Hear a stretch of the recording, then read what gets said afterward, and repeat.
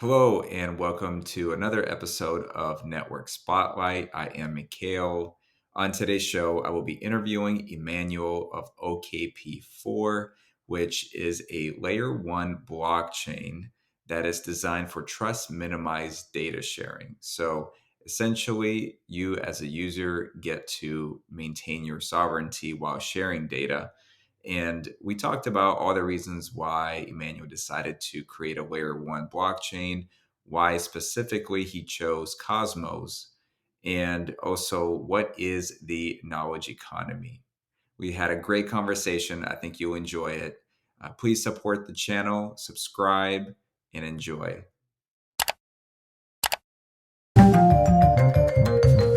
Hello, Emmanuel. Thanks so much for joining. Thank you. Hi, Michael. How are you today? Super cool. Uh, the time is very interesting. So it's very it's I mean it's such an excitement to be part of this market of this world right now because a lot of things are changing for the good and for the bad, and it's very good to be one of the actor of these changes. Yeah, we'll certainly touch on everything that's happening from a current event standpoint. But before we get to that, I want to ask you, you're the founder of OKP4. What is OKP4? Very good question. So OKP4, first of all, we start with the name. OKP4 name means Open Knowledge Protocol 4 because it's for everything and everyone. So in its name, there is a huge ambition, which is translated, and we are working on the project who is dedicated to the knowledge economy. Um, I think we are living a period where things are changing, and a lot of paradigms are changing also. And what is very interesting is that the old ones are not efficient anymore, and the new ones still have to show their relevancy. And we are in this tricky period where things are deciding, and so we are working on. And the knowledge economy is one of these economical paradigms changes. That means that before, I mean, in the knowledge economy, for example, to share means to multiply and not to divide. In the normal economy, to share means to divide. You have a piece of cake, and if you are sharing this piece of cake, the more people you have, I mean, the smaller your piece of cake would be. In the knowledge economy, it's the contrary. I mean, you have interest to share, because the more you are sharing the knowledge, the more you are getting knowledge from the people, and actually it's a multiplication and not a division. Also, in the knowledge economy, for example, to share doesn't necessarily mean that you are losing the ownership of what you are sharing. And this is, for example, to share doesn't mean to exchange. In the normal economy, if you are sharing something with somebody, that means that somehow you have to exchange and lose a part of the ownership. And in the knowledge economy, this is not the case. Another point, in knowledge economy, community and governance matter a lot.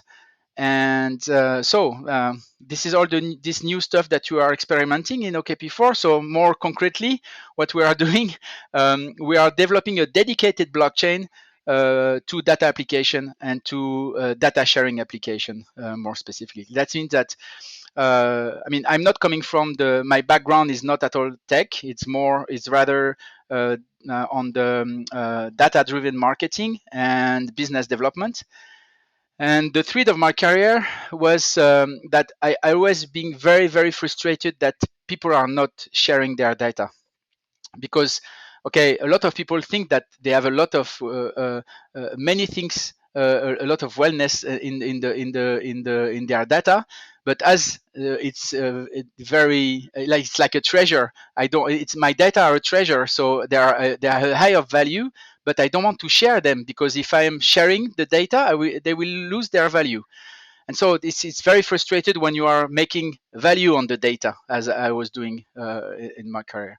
So there is this big frustration, and mostly people don't want to share their data because it's risky. I mean, you can just have in mind the Cambridge Analytica problem, and that when the Cambridge Analytica gets some data from Facebook and then they use it for another purpose that it should be. So it's very risky to share data, and also it's quite complex because you have a problem of interoperability. It's quite technical, and above all, when you are passing through these two first issues, then you can see that there is a lack of interest alignment. It's so, I mean, it asks you so much energy, and it's so complex to think that you will share your data that, I mean, you say, no, I don't have interest to share my data, so I will not do that. So faced to this big frustration, I had the big intuition that the blockchain at that time, we are not talking about Web3 still yet. I mean, so at that time, I had the intuition that the blockchain and now the Web3 will be able to solve of this issue. That means that you will solve the problem of trust of the people, and you will solve also this big lack of interest alignment because of the tokenomics. And the tokenomics is a fantastic mechanism design that you can design any type of mechanism to help people to modify their behavior. And also there is something very, very powerful. It means that I mean, you can align the individual interest with the common interest through the tokenomics, and it's something very powerful. So with this tool, I was sure that it will be able to solve my problem as a data-driven marketer to have a better data sharing. And so we start to develop our own layer one blockchain, because on the market there were no blockchain dedicated and specifically designed for that. So we decided to do that, and we found we found the Cosmos SDK. And with this tool, it was great because it allowed builders to set their own blockchain, to have their own sovereignty, and to develop their own blockchain for specific and dedicated applications. So this is what we are doing. We are developing on Cosmos ecosystem our layer one blockchain dedicated to data sharing application. Amazing. Well, you mentioned a lot of great things in there, and so let's take a few steps back here. So first of all, when it comes to the knowledge economy, what makes up the knowledge economy exactly? Uh, I mean, uh, for centuries now, the business was made by goods and raw materials exchanges and business. And now we reach the limit of the planet, and so there are several ways to continue, or we can decide to stop growing, or we can find other sources of growth. And the knowledge is somehow the following of the development of internet and the digitalization of the market. And there is something additional, because the knowledge economy, once again, it's very I mean, for me, it's the future. It's the future of the economy. When people are telling that education is so important, this is something. When the today we never produce so much data, and it's a pity that the data are not better shared. Because when you are thinking, all the problem that humanity is facing with, it's just a problem of knowledge. We don't know how to cure the cancer. We don't know how to go to Mars. We don't know how to have to manage the energy without using oil. I mean, this is only a problem of knowledge. So I think that with the Yeah. knowledge economy, you can bring some growth, and in the same time, something better for humankind. So the knowledge economy is essentially also data sharing, right? And incentivizing people to share the data in order for us to continue to evolve. Is that what I'm understanding you say? In order for us to continuously grow, we need to be able to share and exchange certain pieces of data. But people have a concern about sharing that data, right? And so what you're providing is a solution to incentivize people to share that data, essentially. Is that Absolutely, correct? absolutely. Uh, what you have to have in mind is that data are the raw material of the knowledge economy. Data are is very specific because, of course, it's bodiless and it's non-rival. What does it mean non-rival good for in economy? It's something very important. When you are talking about non-rival goods, that means that whatever the number of participants to a market, there will be always the same stock of this good for everyone, which is not the case for a oil barrel, for example, because you have a certain stock of oil barrel, and when you are putting the oil on the market, so your stock is going down and it's limited. With the data, it's not the case. You can have for the same data, you can have one guy who need this data has 1 billion of guy who need this data, and you will have always have the same amount of data because you will make the copy and send it to one guy, or make the copy and send it to 1 billion guy. So it's there is something very interesting because and it changed this non-rivality of this good, that is the data is changing a lot. For example, the determination of the price. What is the price of the data? Because when you have a material good, the good, generally speaking, when you are evaluating the price of this good, you are evaluating it according to the cost of the fabrication of I'm sorry, how it costs to make this good. So then you take the cost of this good, and then you are adding your margin, and you have the price of this good on the market. Sorry. What is the case for data? There is no, I mean, the price of data, it's very complicated to evaluate it. And actually, it's not the price of the data that is in case. What is in case is the price and the value actually of the knowledge. I think I have to give some definition according to me. Data is it's the raw material. It's a very basic description of what it is. A temperature is a data. And then when you are aggregating and contextualizing data, so then you have information. For example, an average of date of temperature. So this is an information. And then with this information, you will do something, put a coat to go out, or take an umbrella because it's raining, and so on. So and this is knowledge. What you are going to do with the data is knowledge, and this knowledge has a value. And so the value of the data is according to the cost of the data, or the value of the data is according to the value of the knowledge. So that means that you are defining the value of the data not at the beginning of the value chain, but at the end. And it depends also of the value chain. You can have a data, very specific data on a certain value chain, which produce a lot of value. Okay, so that means that if you are sharing, all the people are sharing the value on the value chain, that means that this data can has a high value. But the same data can be introduced in a value chain where the value is less. So this data will have a less a lower value that in the previous one. So the value of the data, it's not the data itself, it's what you are doing with it. And actually, it's very interesting to see how you can organize so then the value chain and the market of the data with that. And here again, the blockchain is very interesting because you will have the capability to trace all the transaction where the data is involved.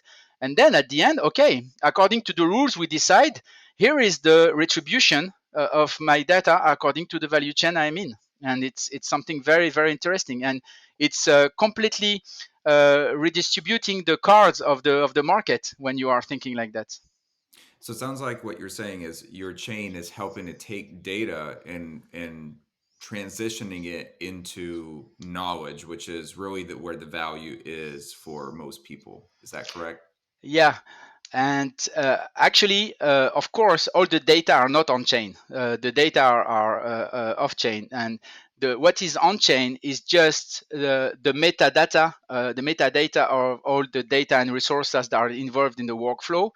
And in the metadata data of these resources, there is of course the description elements of what it is, but also the description of what you can do with that, the kind of license. So our blockchain OKP4 protocol is orchestrating the relationship of resources, which can be data sets or algorithm or software or whatever. And so the blockchain is orchestrating the relationship of these resources among the value chain and among the workflow. And then at the end, it produces knowledge who can be used in any data application, any in BI tool, any system. And this knowledge who can be sold to the end user.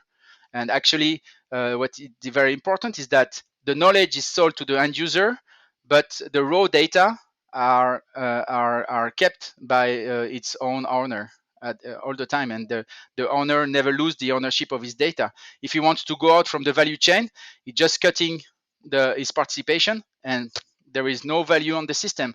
There is no data on the system, so he's keeping his data for himself, and it's over. So I know that a lot of other chains, they have oracles like Chainlink, for instance. Through APIs, they bring real world data onto the blockchain. How does that work for OKP4? I mean, OKP4 is an orchestrator, actually. So you can orchestrate any type of data, any type of software or services or application.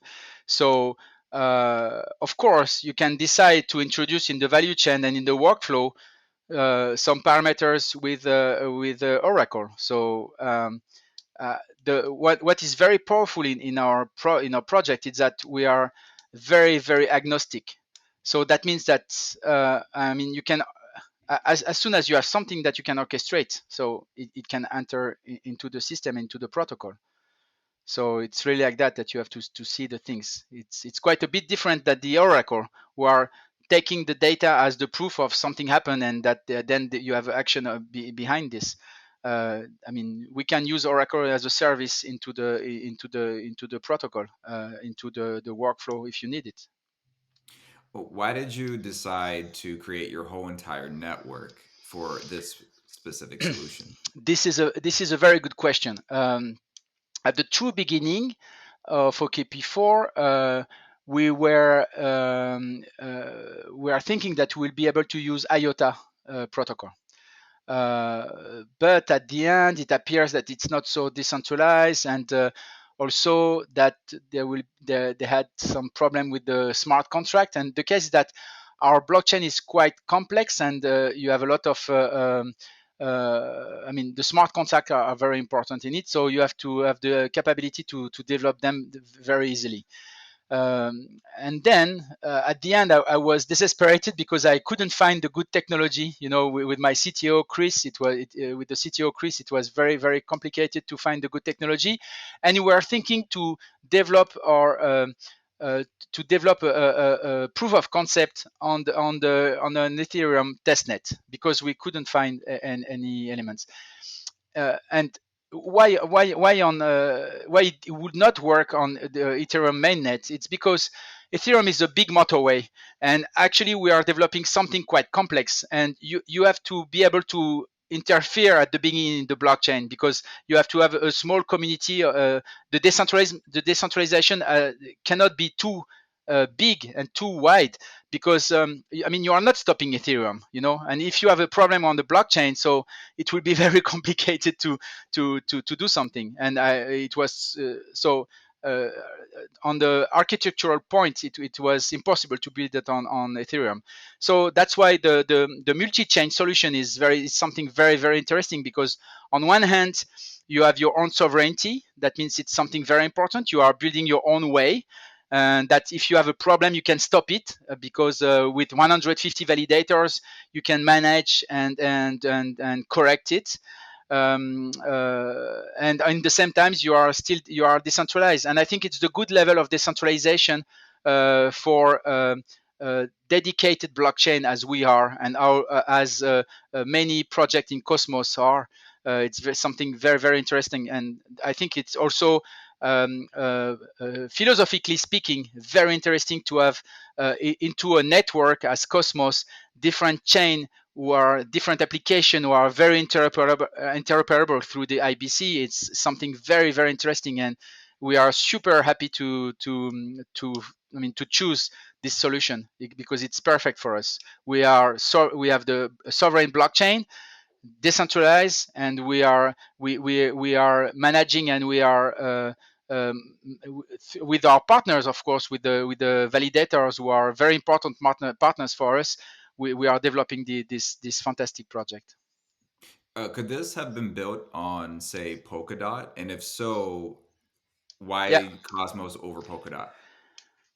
So I don't want to I mean I like very much also Polkadot, and I actually in the we had three choices that we decide on the benchmark that we have done with Theo, our head of ecosystem. We had the choice of Cosmos, Polkadot, and Avalanche actually. Uh, so as far as I understood, Polkadot is very close from Cosmos. The case is that somehow to enter in to use Polkadot, you have to somehow pay fees, and you are not completely sovereign. You are not completely free because you have to participate, financially speaking, to the Polkadot ecosystem. And I think the philosophy of Cosmos is completely open, and probably that it takes more time, that it's less efficient, and but it's very interesting to have something very decentralized, to have a community wide open. It's something very important for us, and it's a deep value in OKP4. It's in our name, open knowledge protocol for everything and everyone. So I mean, we have to choose the more the more open ecosystem, and Cosmos was completely dedicated to that. So it's something very important. Yeah, you're absolutely right. I mean, both are really good options. When I go around and I talk to a lot of the engineers, I work for a cybersecurity firm, and when I talk to many engineers within my network, a lot of them they prefer Cosmos SDK. They think that it's more user friendly. So it's very interesting. I'm really excited about the development that's happening within the Cosmos ecosystem. There's a lot of great new projects, as well as some folks that I'm talking to that are building really great things. There's a lot of imagination and creativity that's happening from a decentralized finance standpoint as well. So I'm really excited to see what unravels within the Cosmos ecosystem, and excited to see that you guys are part of that. Yeah, and as it's so open, that means that tomorrow there will be for sure a bridge with Polkadot, and of course with Ethereum. And I think that in Cosmos we are really building the Internet of blockchain. I mean, there is something here which is very interesting and very open. So I like it very much. So, what's next for OKP4? Where exactly are you right now, and what's on the horizon? So these last days, we are launching our testnet incentivized program named Nemeton. So it's all a storytelling around the Celtics and the Druids culture. So Nemeton is the place where all the Druids were coming in to do the magics and so on. So the Nemeton program is open for our validator. So we had a lot of applicants. We had more than 6,500 applicants to this program, and unfortunately, we just selected a few because we had a plan to select 150 validators. So with this 100 validators, we are now launching the real testnet program for the blockchain. That means that we'll install the blockchain, we'll stress the blockchain, test it, push it as far as it can be. And the plan is that we should be ready to launch our mainnet for June 23. At that time, and it will depend, of course, on the market condition. At that time, we should be ready to launch the mainnet and the No token, which is the native token of the blockchain OKP4. So, and then the blockchain should be public, and the things are then they are not belonging to anyone anymore, but to the network. So this is the let's say the technical roadmap. uh, there is something very important because the OKP4 project, I like to say that we are making and we are building bridges. we are building bridges, of course, to between among data silos to create to share data. This is something, but we are also making bridges between the Web3 world and the Web2 world, and also between the Web3 natives people and also the businesses. Because today, the OKP4 is dedicated to business, because we are creating value. Where I was talking about the knowledge economy, so we definitely want to create value chain. Of course, you can do that on the communities, and I hope that a lot of communities will use the OKP4, but also for businesses. And so we are working now for 4 years already on some use cases, and we are developing the business for businesses. What is very important to me is that I hope that in with the testnet, we'll be able to test what we are calling the data spaces. That means this data sharing ecosystem that we are building with businesses, that they will work on the testnet, and we will introduce them to several interfaces who will help this business who are working fiat only to use somehow the token and the crypto assets and digital assets, and the role of the company, because OKP4 it's also a company, it's a protocol which will be a DAO on one hand, but it's also a limited company based in France and Germany. And our role as a company will be to be the intermediary and to make bridge between Web 2 and Web 3, and make the company able to use the decentralized infrastructure of OKP4, but in fiat only. So we'll help them to, with our interfaces that we are developing, to be able to have access to this fantastic world of decentralization. Amazing. So, where can people follow along on your journey? I mean, do you guys post on Twitter or Yeah. do you have a blog? Tell us more about that. Yeah, I mean, the community is, I mean, is now it's starting, and it's continued to grow. Now we have a Discord, we have a Twitter, and on Discord we have more than 8,000 people already, and we didn't communicate it so much. And of course, I hope that the community will go. I mean, we're growing up with the time, and I mean, this is the goal. So we are on Twitter, on Discord for, let's say, the Web3, and for the company side and the business, we are also on LinkedIn. So we try to communicate as much as possible on this.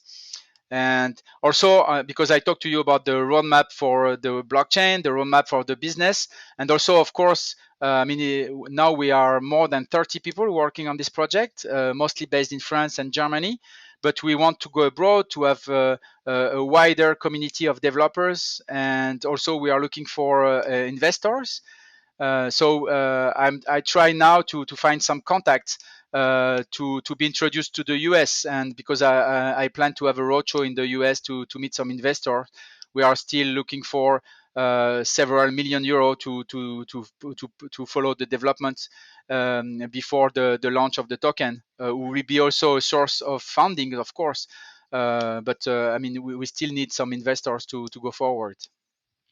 Let me know your whereabouts in the States. I'll try to connect with Yeah, you. sure, I'll sure. be in Miami actually end of I this will be month. too in Miami. I will be in Boston, in Miami, and also I would love to go to the Bay to meet some investor. So yeah. Beautiful area for sure, for sure. Okay, Emmanuel, listen, it was a real pleasure to talk to you. Before I let you go, though, I have to ask. So, from an economical standpoint, obviously everyone's talking about what happened with FTX and the collapse of it, and then now there's a trickle down effect. You have Genesis now that's being Yeah, impacted. I don't know if you've been following along, but of course. what do you make of all this? What are your thoughts on the short term, long term? What do you make of this? I'm quite old. I am 50, so I already live a lot of that kind of episodes. I think I remember for the crash of 2000 with the dot-com economy. So I think it's and here now it's just 10 times, 100 times bigger. But it's due to this technology who is wide, who can be used by anyone. So I think that the crisis here actually it shows that it's a hubris crisis, because it's just the case of few people, and it's very centralized. When you are looking at all the decentralized exchange, and it will never happen with the decentralized exchange, this case with FTX. And so I think it's reinforced my belief in this technology, in decentralization. I think it's the future for humanity, because it's all about community. It's not one guy. I don't believe in unicorn. I don't want to be a unicorn. I don't want to be a super guru of tech, etc. I mean, we are definitely a community project. I mean, with community, this is not happening. So it shows that the future is with community, and I'm not afraid, not at all. I think the people who are saying yes, Bitcoin will go to zero. I think it's just impossible. And I think in 10 years, I mean, we have to look back and see what happened with the internet. I mean, the dot-com crash was not the end of internet. At the contrary, it was the sign of that the internet was entering into the normal economy. So I think with the blockchain, of course, we'll have some regulation, but it's quite paradoxical, because with decentralization, it's permissionless, so you don't have regulation. You don't need permission to do something. The permission is in the code. I think we all have to reread Peter Lessing article in 2000. The code is low. There's something very, very interesting. But I'm not afraid. I found this period very interesting. Of course, it's a pity for the people who lose their money, but I mean, everybody knew that, you know. And also, I think it's crazy to think that you can earn so much money so quickly, and without anything strange and questionable. So I mean, we all knew that, and it's the hubris crisis, and not I mean anything else. So I would say that I'm very far from that. I mean, I'm looking this with interest, but we are building something. I mean, all the guys from Cosmos, we are all building something much bigger. Yeah, well said. I mean, I couldn't agree more. We'll definitely get through this, and we'll be a lot better for it once we get past this initial shock Yeah, phase.